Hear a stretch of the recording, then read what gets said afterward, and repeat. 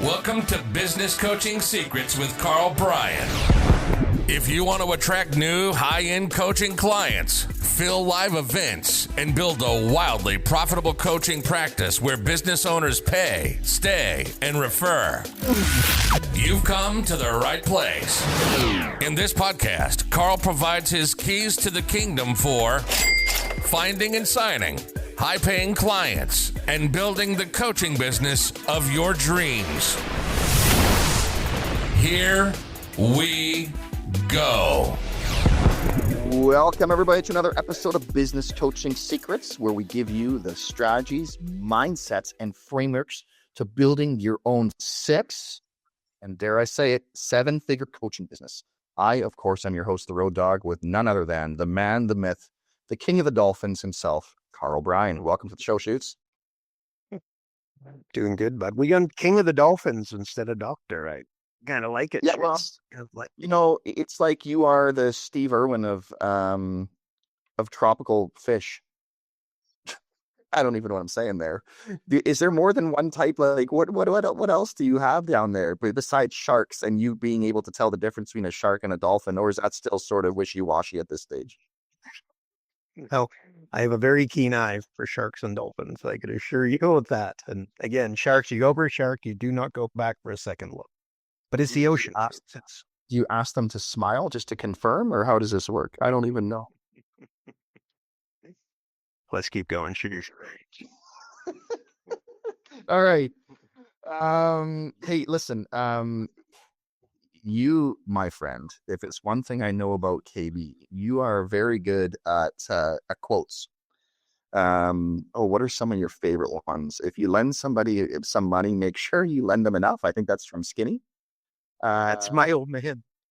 Yep. What was it? Gave up thinking. Bingo, bango, bongo. Also a very famous quote, but I don't think you coined that one originally because I believe it ended with, and his name is Roberto Luongo. But anywho. We digress. If it's one thing you are good at, it's quotes. Just give me some quotes that come to mind that you think right now would be pretty impactful. Maybe it's some that have been kicking around your head. You're putting me on the spot, man. I don't know. Okay, so I don't think this is a quote. I'm going to my daily email in my head. So here's something I wrote. Don't idolize a billionaire for their wins. Model their behavior for when they lose, right? Translation, they just keep showing up and, you only lose when you quit trying, translation, right? But you introduce me to a billionaire and I'm going to show you somebody who's taken many, many punches. I think also the translation of that might be like protect your downside, right? Like, again, there's a lot of downside to quitting and there's a lot of upside to keep going. And you learn more when you fail than when you succeed. So keep trudging on. But again, a billionaire, when they lose, model that. And then not to mention, the people that have what you say that you want, okay, and let's call that money and fame. Elon Musk, Ted Turner, like Ted Turner's got bipolar, open with that. Tim Ferriss, he's very open with his mental struggles. Rockefeller lost all his hair. Justin Bieber, I don't know, just follow the news and see how Justin Bieber's making out, the poor bugger. And by the way, I'm laughing. I'm anything but laughing. I feel for the kid, like big time. Kurt Cobain, Robin Williams, and the list goes on and on and on, right? But they've all been found to be mentally unstable or were borderline suicidal, right? And by the way, this is through the great times. And if you want a wonderful example of that, I've said it many a times, but read the Elon Musk autobiography, the book about Elon Musk. And again, the guy, he's just under an enormous amount of pressure. And I'm not saying, is he mentally unstable? He's pretty open about that, right? Not saying any of those people are suicidal. I do not know, but no doubt you get the idea. Right? So yes, be great, strive for greatness. I'm all for that, but don't sacrifice your life or your mental health in the pursuit would be the frame that I would be encouraging you, right? The goal isn't happiness. The goal is peace. Well, actually, that is something that I have thought long and hard about over the last period of time. I heard a Buddhist monk basically say that. Like, it really hit me like a punch in the side of the jaw. I was like, wow. He's like, yeah, I'm just not looking for happiness. I'm looking for peace. I thought that was powerful. Hey, Shoots, I'm sorry, man. Can we start again? This sucks. I don't feel like I got my mojo. And by the way, we were going to start with Taylor Swift. I don't know if that is something we should have done. Sorry, dude. You want to start over? Yeah, sorry, man. I don't feel like I got my mojo. I can't fucking see. I don't have enough light, so I can't fucking see my screen. Oh, here we go. Okay. All right. This is turning into Longer. Okay. Yeah, I know, man. I'm sorry. Just give me one sec. I gotta try get some more fucking light here. Where can I get more light? There's so many easy, obvious answers that I could fucking feed you right now, which would be great. What? Say that again? You fucking get some. Don't you have the big fucking spotlights that you use for when you're filming your shit? Standing right behind you? You know, I have none of that shit going on, dude. Literally none of that shit. You're like a hobbit in a cave, just fucking hiding away, fucking just building fucking software. That's what you do, Shades. That's not far wrong, dude, and I'm happy about it. Hang on. Let me see if I can do it this way. Now, fuck it. I gotta do it where I always do it. I just didn't have my mojo on that first answer. I'll get my mojo. Cool. Okay, buddy. Ready when you're ready, man. Hit me. Welcome, everybody, to another episode of Business Coaching Secrets, where we give you the strategies, the mindsets, and the frameworks to building your own 6 and possibly even 7-figure coaching business. I am your host, the Road Dog, with none other than the legend himself, Dr. Karl Bryan. Welcome to the show.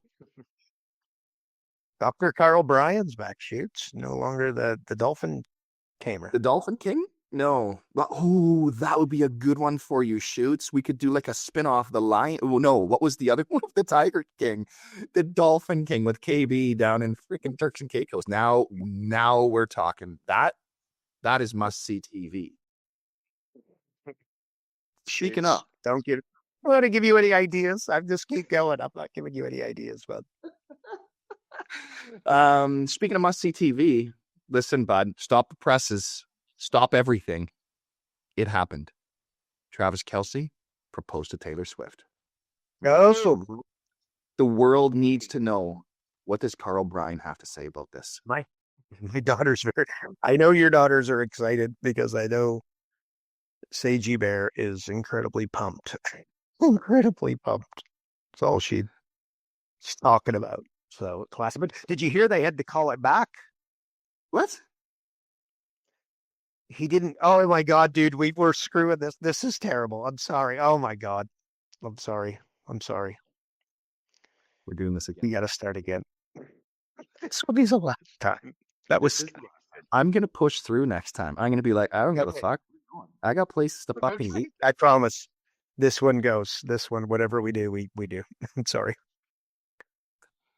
Welcome, everybody, to another episode of Business Coaching Secrets, where we give you the strategies, the mindsets, and the frameworks to building your own 6 and even 7-figure coaching business. I, of course, am your host, the Road Dog, with none other than the man himself, Karl Bryan. Welcome to the show, Shits.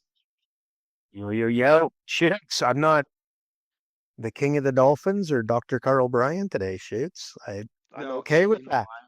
You know why? I can tell you this right now. The reason is because we've all been upstaged today, actually yesterday, because stop the presses. I'm sure you've heard, because you have to be living under the biggest rock on the planet if you didn't hear that Travis Kelce and Taylor Swift got engaged. They did. Shoots, did you hear though? They had to call back the wedding. What? What do you mean? What do you mean they called back the wedding?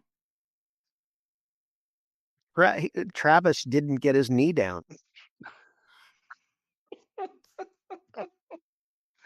Like, ladies and gentlemen. Honestly, I read that online and I laughed. I thought, oh my God, that's so good. That's so good. Didn't get his knee down. Well, now that we've lost 50% of our listeners, shall we continue? I know. That was pathetic. That's okay. That's okay. Let's keep going. I like it. You like it. It's okay. You know what? You know what you're better at than comedy? Quotes. What are some of your what are some of your biggest quotes that when I think of KB, I think little red arrow, you are here. But if you lend somebody money, make sure you lend them enough. I think you stole that one. That's me. I can't take credit for that. That's my dad. That's Yeah. my dad right there. Yeah, for sure. But there's a lot of Carlisms out there. Gut gave up thinking that for sure. That is you. Like when I hear that, I'm like, that's Karl.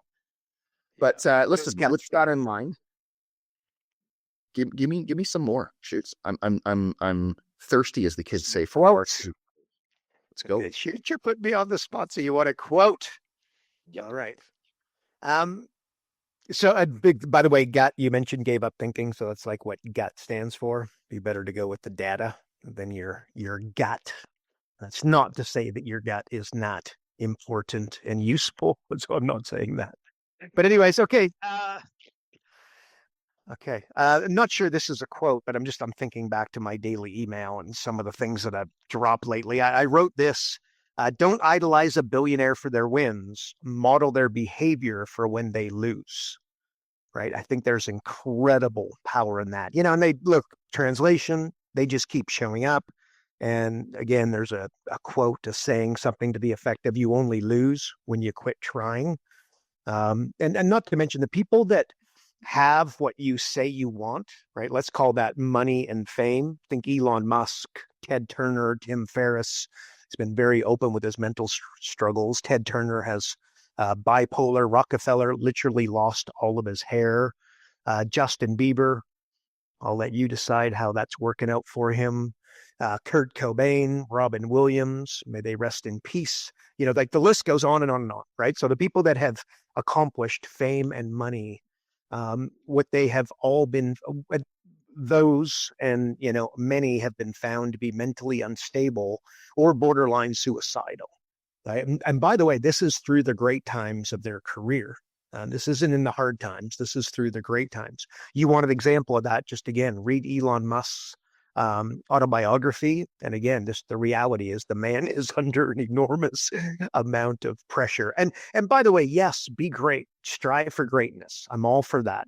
But don't sacrifice your life and your mental health in the pursuit of it, is what I think the Elon Musk, the Ted Turners, and the Tim Ferrisses would tell you, right? And I said this recently. I saw a Buddhist monk get interviewed, and this hit me like a left hook right in the jaw. And he said, my goal is not to be happy. My goal is not happiness. My goal is peace. And I thought, oh, that's so good, right? So again, and happiness is fleeting, right? It's moment to moment. There's no such thing as like happiness throughout the day, happiness throughout the week, throughout the month. Everybody goes up and down. So ultimately what he's looking for is peace. And I think that is incredible. And many people, by the way, they get to the top of Everest and then they realize that there's nobody up there to enjoy it with, right? And not to mention some serious dead bodies passed along the way, right? So that comes to mind. Here's a quote. And again, I'll make a meal of it, I'm sure. But, the highest respect isn't paid to those who have made it. The highest respect is paid to those who have made it and kept it. Okay, translation, protect your downside. But again, the ultimate respect, not for those that made a bunch of money and got a big bank balance and have a great story, which, by the way, is amazing. But it's on the other side of that where they managed to keep it. Because, your biggest regret, your greatest fear in life is not death, or shouldn't be death. It shouldn't be going broke, in my opinion.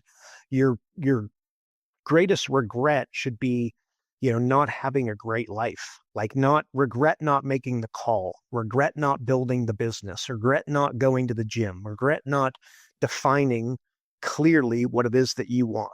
Regret not having time with your kids while they were young. Regret not taking your kids to Disneyland when that's what you wanted to do. Regret not making time for your spouse and then it potentially ending poorly. Regret not Or regret worrying about what people think, I think would be up there, and just think of what your parents think, what your friends think, what your peers think, what other people on Facebook think, really horrifically is regretting what people you don't know, what they're thinking. So that I'm not doing a good job of quotes here, but anyway, so look, the goal is to have a great life. I don't think that you want to die wondering. If you pushed me, or no, so okay, two quotes. Here's two that I open up my webinar. I got to go tos because I'm struggling here, Road Dog. But anyways, you can get lucky and make it, but you can't get lucky and keep it. And then the second one is you motivate an idiot, they do stupid things quicker. And I think that there's incredible power in those quotes. And I want to go back to regret though for a minute, because like you want to make sure the goal is to have an amazing life. And if you're here, you're obviously a business coach, a business consultant, ultimately wanting to help business owners, right? You get 10 clients at $2,000 a month. And I think you can agree $2,000 a month is semi-sandbox level, right? Well, that's $240,000 a year with like 80% margins. And 10 clients at $5,000 a month would be how much? That's like $600,000 a year. Again, 80% margins. If that's what you define to be a great life, because you become a successful business coach, you get to be semi-retired for the rest of your life, right? I wouldn't want that to be something that you gave up on, right? And maybe in business coaching, business consulting is not for everybody. I can agree with that, but you don't want to quit, quote unquote. Think of the billionaire quote. You don't want to quit and then have to die wondering, like, what if I made the call? What if I did the presentation? What if I set up the JV? What if I picked up the phone a little bit more? I sent out the private messages. I posted on social media. If I read the book, if I, deployed on XYZ and what they told me to do, could it have been different? I think that would be where I don't want to end up. So anyway, shoots. Yeah, there's quotes. There you go. That's all that comes to mind, but that's all that comes to mind. Is that good? No, it's good. It's funny whenever I think of quotes, obviously quotes typically come a lot in with personal development, professional development, that sort of thing. And it got me thinking, obviously you and I both have yet to find a personal development course that we either haven't purchased or didn't, go through. Is there one thing you think all personal development books, programs have in common? Like you've read enough, the whole, as Tony Robbins says, I'd have to be an idiot not to find the patterns across these things. And you've done your fair share, Shoot. So, is there something that you've seen like a common thread amongst all that? Yeah. Yes. Good question, by the way. I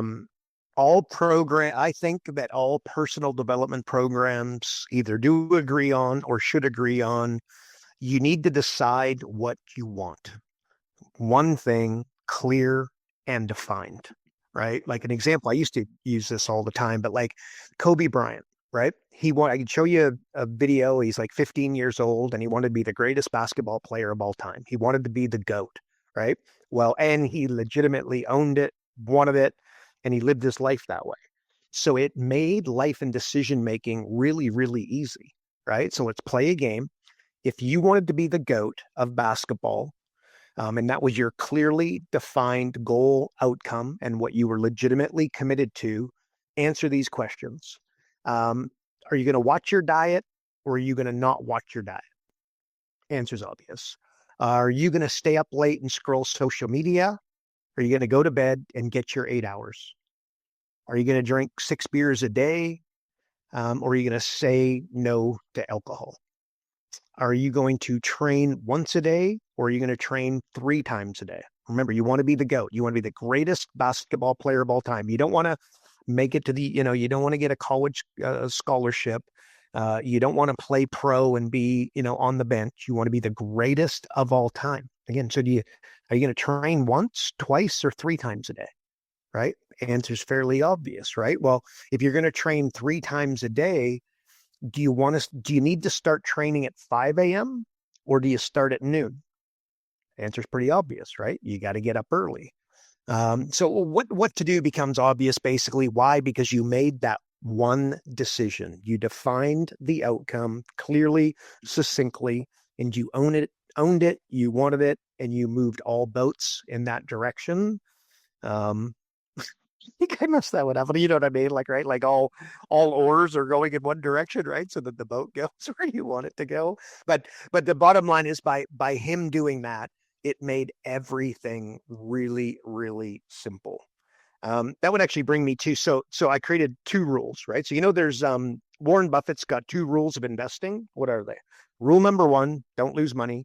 Rule number 2, see rule number 1. I'd imagine you've heard that probably many a times.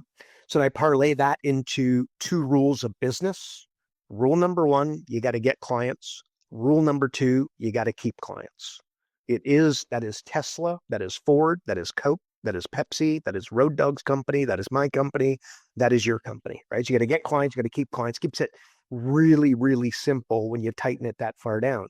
And then so I created 2 rules of coaching, which this is somewhat new, by the way. But you know how I always say, little red arrow, you are here.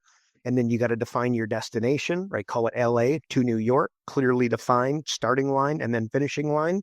So that I've changed it to, you got to create a starting line and a finishing line. Rule number 1, create a starting line.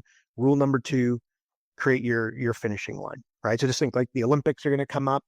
There will be world records broken left, right, and center. Why? Because some guy is jumping in the pool and they're doing it in Denmark, they're doing it in Australia, they're doing it in Canada, they're doing it in the USA, they're doing it in every country, and they know exactly what the time is, and they jump in the pool, and the coach hits the stopwatch, and when they hit the wall, they stop it, and they either, they know exactly where they're at. Is that your person? At a world record, it's a personal best. You beat your time from yesterday. They're constantly tracking it.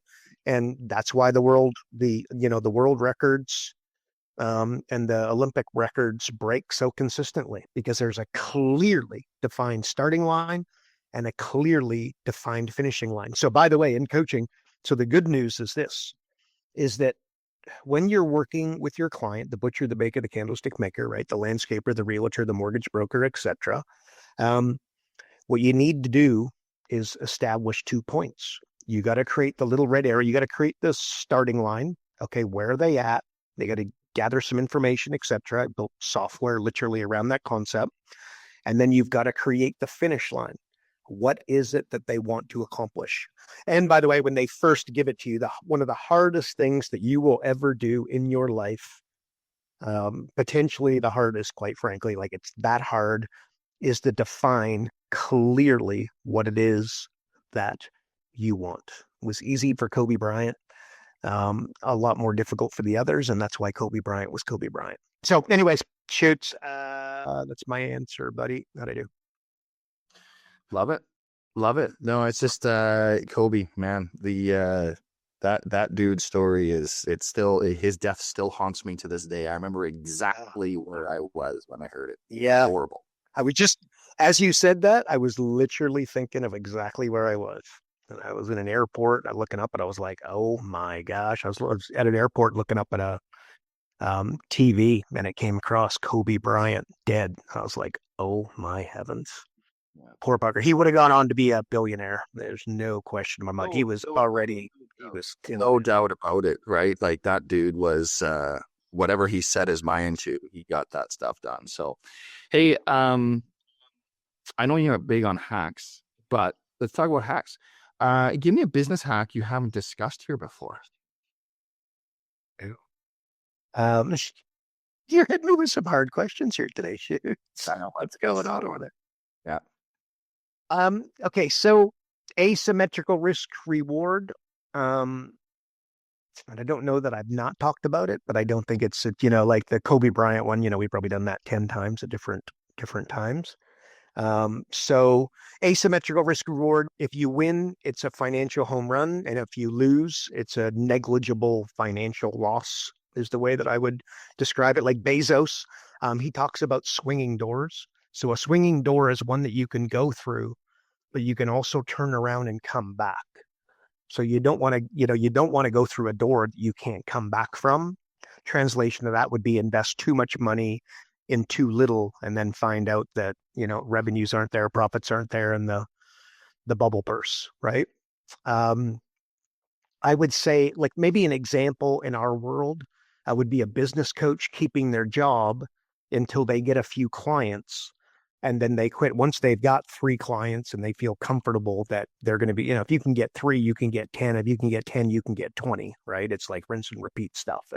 Although people do tend to overcomplicate that.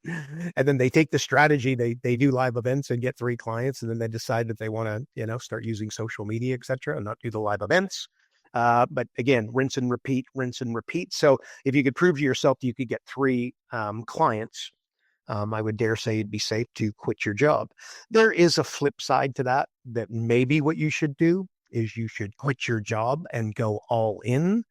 And I understand that line of thinking, and I would dare say that Kobe Bryant would kind of take that approach. But Kobe Bryant, would he have had 3 kids and a family to feed at that stage? And the answer is probably no. So this is where things would be a little bit different. There's dynamics and nuances to everything, right? Well, Richard Branson did exactly this. Reasonably famous story out there about when he started Virgin, the airline. He went to Boeing, and the story went a little bit like he leased 10 airplanes, and he put no money down, no money up front, right? And the understanding was that he was going to launch an airline that he thought would be highly successful. And he's obviously got a track record of success. But he said, look, if it doesn't work, I've got to be able to return the planes at no penalty. But if it does work, I'm obviously going to go on to lease and buy a ton of planes for you. So do you want to take the risk with me? And they went for it. So if you really think about it, the upside is absolutely monstrous. And the downside is reasonably negligible because he was literally just going to hand back those planes. If he would have bought the first 10 planes, then that wouldn't be defined as asymmetrical risk. Because again, the risk reward, there would be there'd be huge risk, a huge potential upside, but a huge risk. So anyway, so that's, just protecting the downside. That's a pretty common, business hack. Maybe Sam Walton, Walmart falls into that. What he did, he was famous for saying he never had an original idea in his life. What did he do?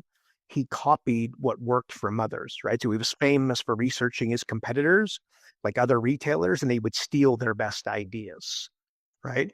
And what made me kind of think of that, I spoke to a heavyweight internet marketer last week. Like, this guy's done $100 million online, like not a sales call, right? Like $100 million without sales calls, kind of picture that.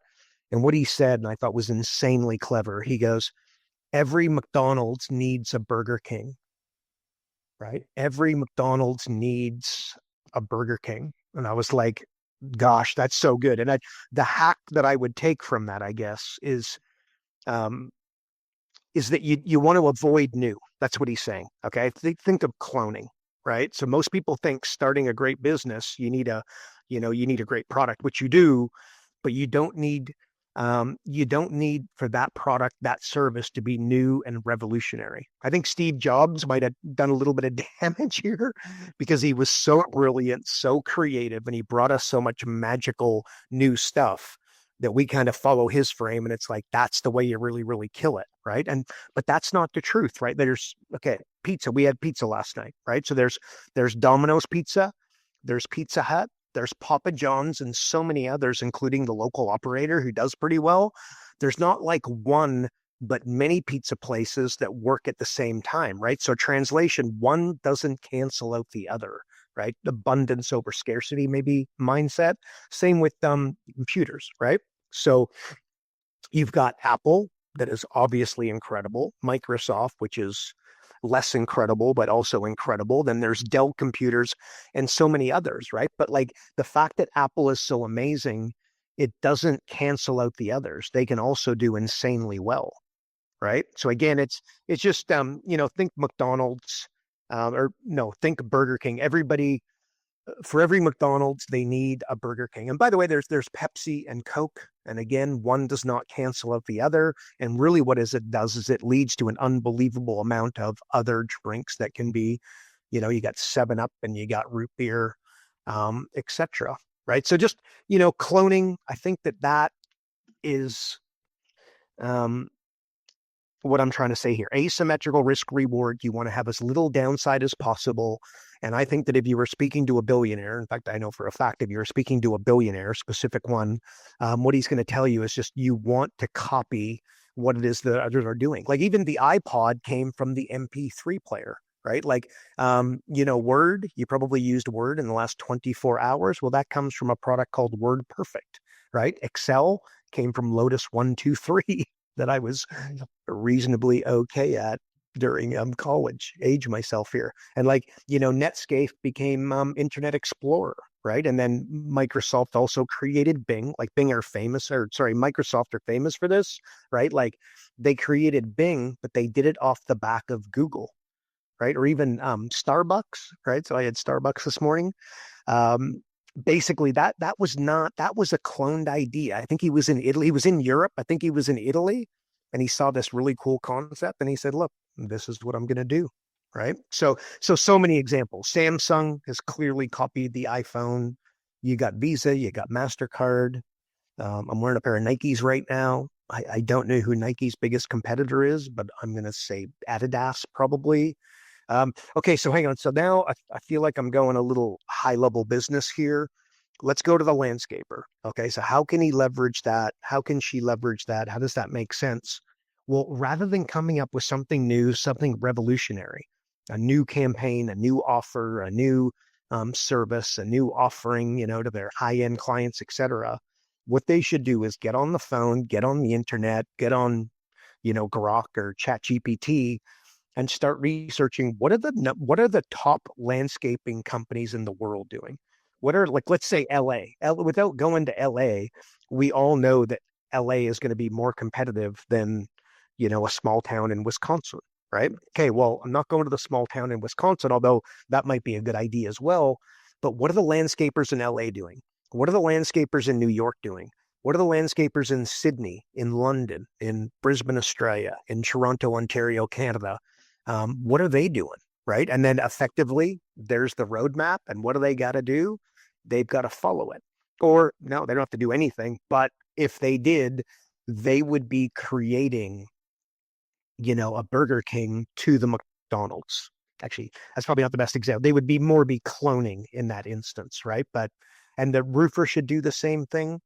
So all that to say, reinventing the wheel can be very expensive. I said time and time again, trial and error is probably one of the worst strategies ever in business. It is very popular. It is very expensive, and I laugh because it has cost me a lot of money. Whoopsie, I would have been significantly better off cloning as opposed to the other. So anyways, shoots, asymmetrical risk reward, a business coach starting a podcast, very little downside, very large upside. I can tell you some of our best clients, guess where they come from? They come from this podcast, and not the small potatoes folks, but, the PhDs and the private equity folks and the heavyweights that are doing big things. A lot of them come from this podcast. So and a YouTube channel, very low downside, very high upside. And by the way, it's going to take a lot of work and it's going to take some strategy, and you're going to have to show up and you're going to have to be consistent, but there could be some magic there. Anyways, asymmetrical risk reward shoots. And by the way, before I throw back to you, and that when you read Tony Robbins's book, Money Mastered the Game, he will tell you that, he reverse engineered the billionaires and the most successful people of all time, not mommy and daddy gold card rich, but self-made. And asymmetrical risks was one of the primary strategies from the book that he said they all had in common. So very little downside, very high upside. That's my answer, Shoots. Can I just add to that? Like you talk about the landscaper and you talk about using Grok or ChatGPT. Like, yes, please do it. Like the amount of value and insight and information and getting it to actually just do the strategy for you is insane. Like there is literally no excuse anymore these days to not get stuff done. It's wild to me, dude. It's wild. Like, wouldn't you be able to go in and say, let's say Kelowna, and go, like here's the top websites of the Kelowna landscapers. what are the biggest holes or what are the biggest opportunities that you see that I could implement in my business? Like, Yep. why not give that a go? Right? It's crazy Yep. to me. So I gotta tell you, like our own product, like AI Coach Assist, even within that, I guess it's, it continues to learn as more people are using it and whatnot. It's an insanely popular very, very quickly, I got to tell you, but we have already made dramatic, like we launched it, it would have been 10 days ago. And we have already, learned. This is the 2.0 version, by the way. We've had it for a long time, but this is the 2.0. But it's just unbelievable. The learnings already, and then not to mention some AI agents we've got coming. Yeah, it's pretty crazy, man. Like it moves so fast and it can do so much. It really is gobsmacking, bud. So I'm with you. well, and again, we talk about coaching mistakes. Like there's one right there, right? Like I think if you're not using AI, if your clients aren't using AI, that's a huge mistake. But anyways, given the mistakes in the business coaching industry, and that's one of them. What's another mistake or something, I guess popular in the coaching industry that doesn't serve coaches well? Let's go the other way. Mistakes. Okay, so we've covered a few of these. I would say, in fact, I watched a video last night, and they were just talking. So direct response, which is pretty famous in our industry. Okay, Dan Kennedy made it famous, and God bless Dan Kennedy, brilliant, brilliant human being. But he would always talk down brand. I've got to tell you that if you listen, let's use Alex Hormozy as an example. He will scream from the absolute top of the mountain that it is brand over direct response all day long, twice on Sunday. You got a purse. Okay, translation, you got a purse and it can sell for $20. It can sell for $200. It can sell for $2,000, but it can also sell for $20,000. What's the difference between the $20 and $200 purse versus a purse that's going to sell for $20,000? And the answer is brand. And you would never in a million years sell a purse for $20,000 if you didn't have brand. But also brand takes time, takes money, takes resources, etc. You do not build a brand overnight, over the weekend, over a couple of weeks or even a quarter. I mean, this is something that takes time, right? So, consistency, etc. So there needs to be a blend of it. But I can tell you that our industry has gone away from direct response, which is what it's always talked about. And it's moving towards brand. I would say another one, the 10,000 hours. This is one, again, pretty popular in our industry. The science says that it's wrong, right? Like it's 10,000 attempts. It's 10,000 repetitions. That would be significantly more accurate, right? Like it's focused practice. And by the way, somebody's age, somebody's experience, somebody's expertise will wildly adjust the 10,000 hour framework, right? But like an example would be Steph Curry, right? So he's practicing, I got no idea, but let's say he's doing 500 3-pointers a day, right? It's focused practice. It's focused repetitions, right? And it's all aimed at a specific skill, right? So translation, the 10,000 hour rule, it's not the best framework. It's better than no framework. That's for darn sure. You'd like to think if you did something for 10,000 hours, you get pretty damn good at it. But the science clearly states that repetitions and attempts. So if I were to give you a framework, 1, 2, 3, it would be like 1, focused repetitions towards a defined goal. Okay, that's Steph Curry hitting, 90% of his 3-point shots, right? And then if you went to the second thing, it would be you got to push beyond your comfort zone. Okay, so that's Steph Curry. He didn't start, shooting 3-pointers, right? He started underneath the basket and then he moved back a foot and then he moved back a foot and then he moved back a foot and then he moved back a foot. Next thing you know, he's at the 3-point line and he's killing it, right? So you got to go beyond your comfort zone, but do it in a calculated, intelligent way. And then the third thing you need a feedback loop to correct weaknesses. So again, if Steph finds that, from a particular spot or a particular angle, that he's not hitting him as well as he is somewhere else, well, it's probably going to be in his elbow placement. It's going to be in, his fall, whatever it's going to be. Probably his elbow, if you know about shooting a basketball. and I'm not that damn good at it, but I can throw a free throws reasonably well, your elbow needs to be pointing towards that basket. That's the hack. So that's an example of what a feedback loop where you'd correct the weakness. Thinking road dog, you're gonna laugh at that one. But anyway, so there you go. 1, 2, 3, focused repetitions, go beyond comfort. And then the third thing is you need a feedback loop so that you're improving a little bit. On mistakes, I'm also going to say this. There's a book, Atomic Habits, that I think we talked about last week or the week before. But look, it's sold 5 million copies. It is quoted time and time and time again. Unbelievable book, to be clear, right? I've read it. It's great. I've recommended it. The problem is, though, habit by nature means that you're on autopilot. And what I was just describing, like you need to be intentional, not habitual. In fact, I'm pretty sure the author himself, James Clear, who, by the way, super smart guy, incredible content out there.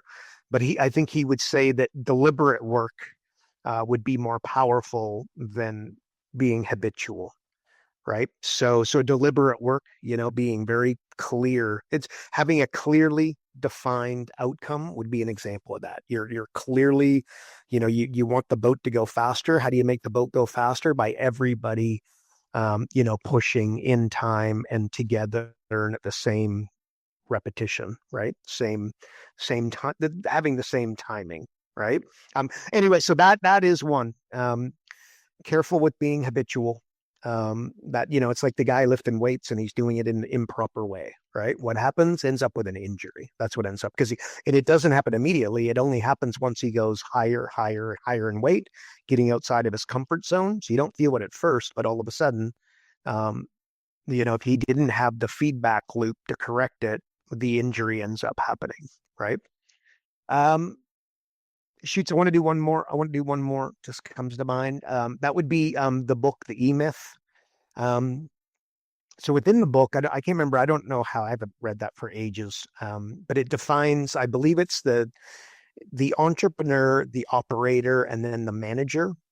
No, it's technician. It's entrepreneur, technician, and then manager, I believe. And I think there's only 3 of them, right? But they're different skill sets, right? And he's like saying, okay, well, you're either an entrepreneur, you're either a technician, or you're a manager, right? And I don't think that's the way to think about it.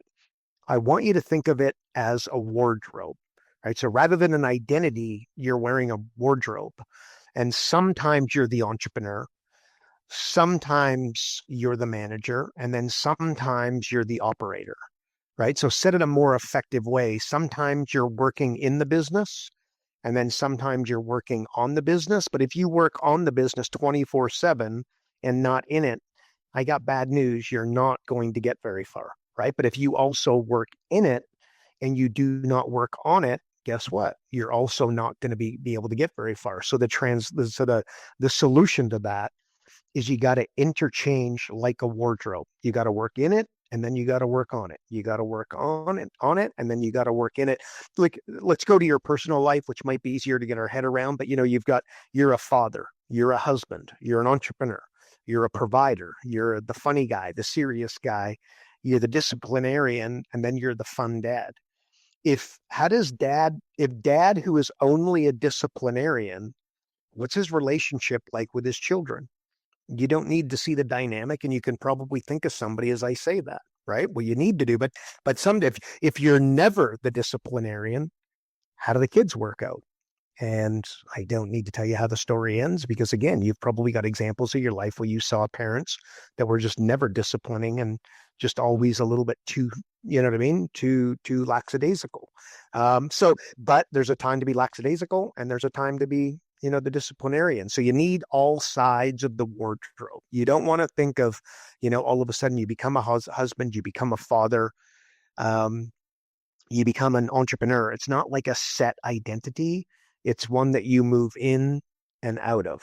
And I think that there's incredible power. So within your own business, sometimes you're going to have to be on, like if you do live events, sometimes you're going to be there operating and doing the live event. Well, if you didn't take the time to work on your business, to work, create your jokes, to create your examples, to create your metaphors, to create your stories, to create the content, to create the workbook, etc., then I don't need to come to the presentation to know that it's not going to be all that it could be, right? And I think that there's an argument to say if people are going to spend an hour and a half with you on a Tuesday morning or whatever the case may be, there's a level of respect required, in order for you to respect their time, to make sure that you do that work, working on the business before you get there, to make sure that they have a wonderful experience. So anyways, thinking of it, identities, we all have identity, good, bad, and different. Topic for another day. What you need to be comfortable with, in my opinion, especially as an entrepreneur who wants to be successful, who, yes, you want to make lots of money and maybe you want to become semi-famous online, etc. God bless you if that's your goal. What you really want to do is have an amazing life, right? Well, I think a great way to not ending up having an amazing life is getting too set on the identity. Like what happens to the entrepreneur who adopts the identity of an entrepreneur, and then business is going sideways? Do we need to meet them? Do we need to meet her to know how they're feeling and how they're showing up for their family, for their friends, etc.? So you've got to be able to disassociate it. Shoots, before I throw back to you, I got a buddy, he used to play professional, Aussie rules football, right? So he was a real, he was a professional Aussie rules football player, right? He played for Hawthorn, and he would have a bad game. So my ex, in Australia, he dated her sister, right? So we were, close, and we spent tons of time together. My heavens, when this guy had a bad game, and we, used to have a few drinks, and we had a great life going on there. There's no doubt about it. We were going out and having a lot of fun, lots of friends around, etc. Well, we would be out hooting and hollering, having a great time. Do you know where he'd be? He'd be in his room in like the fetal position. Why? Because he had a bad game. And how does that end up? His identity was so wrapped up in being a professional footy player.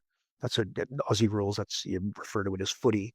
But at the end of the day, he's a professional footy player, and his entire identity was wrapped up in that. So you got to be careful, right? And that said, I think you should, between 9 and 5, let's call it, or your 8 to 10 hours during the day, be totally dialed in and have the identity of an entrepreneur.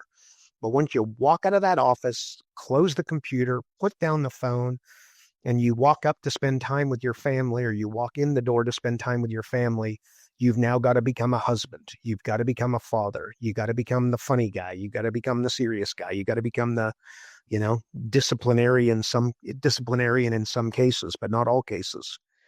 Anyways, that's a wardrobe shoots. That's what I'm trying to say. I think the big one, and what I just said, I would go to the 10,000 hours being a bit of a mistake, and something that is adopted to be gospel in our industry that is off. And I think that we would all be well served to say 10,000 repetitions, right? So it's not about, being a coach for 10,000 hours. It's having 10,000 hours or 10,000 reps of trying to close a client, and then having 10,000 reps of keeping a client on the railroad tracks, not letting them get derailed by way of, we got to control your costs. We got to increase your prices. We got to create a market dominating position. We got to create an upsell, a downsell, a cross sell. We got to create a drip campaign. We got to work on lead generation, etc. Like going to the core 12 areas of their business and really dialing it in. We're going to be able to take our clients to significantly greater coaches significantly faster. So anyway, so there you go, Shades. That's my answer, bud. Awesome, dude. Hey, listen, obviously there was a few Easter eggs that you laid out here today. Why don't you close us out and give our listeners one thing, the famous one thing that they can implement and start doing from today's podcast? Shoots. I'm going to do 2 things. I hope you don't mind. Number 1 easily is cloning. You don't trying to and I have spent 2 words, new and next. I trial and error.